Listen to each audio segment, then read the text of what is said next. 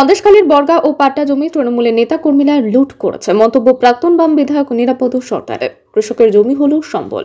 সন্দেশখালী এলাকার গরিবদের জমি লুট সহ একাধিক কৃষকের জমি অন্যের নামের রেকর্ড, পাশাপাশি সরকারি দপ্তরের অসহযোগিতা, এমন একাধিক ইস্যু নিয়ে মঙ্গলবার দুপুর 12টা নাগাদ সন্দেশখালী 2 নম্বর ব্লকের কৃষকদের হয়ে পথে নামতে দেখা গেল সন্দেশখালীর প্রাক্তন বাম বিধায়ক নিরাপদ সরকার সহ বাম কর্মী সমর্থকদের। তিনি আরো ঠিক কি বললেন দেখুন আমাদের ক্যামেরায়।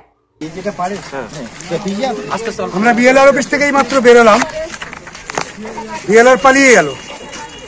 এই এলাকার চাষি, এই এলাকার কৃষক, এই এলাকার ক্ষেত মজুর, এদের কথা শোনার প্রয়োজন মনে করলো না তৃণমূলের রাজত্বে একজন অফিসার, যে কিনা সন্দেশখালী বিএলআর এর দায়িত্ব পালন করে।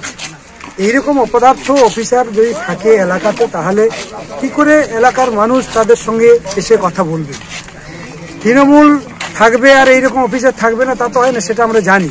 কিন্তু তবুও এই এলাকার জমি বর্গা পাট্টা যেভাবে লুট হয়েছে, আমরা সেটাকে মেনে নিতে পারি না। গরিবদের জমি হচ্ছে সম্বল, কৃষকের জমি হচ্ছে সম্বল। সেই জমি যে যার মতন করে লুট করে নিচ্ছে, আর দপ্তর থাকা সত্ত্বেও সেই দপ্তরে কৃষক আসলে, গরিবরা আসলে তাদের কাছ থেকে টাকা নেবে, তারপরে দিনের পর দিন ঘোরাবে আর একজনের জমি আরেকজনের নামে রেকর্ড করে দেবে। এত বড় দুর্নীতি আমরা মানতে পারি না।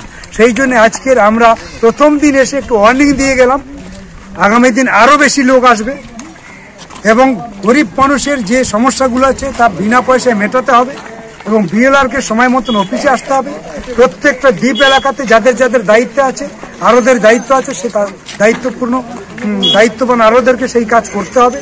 এই সমস্ত দাবি দেওয়া নিয়ে আজকে কিছুটা কথা হয়েছে, আগামী দিন আরো বেশি কথা হবে।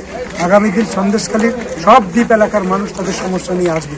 আজকের আপাতত আমরা এই কিছু কথাবার্তা বলার পর আমরা বেরিয়ে আসছি।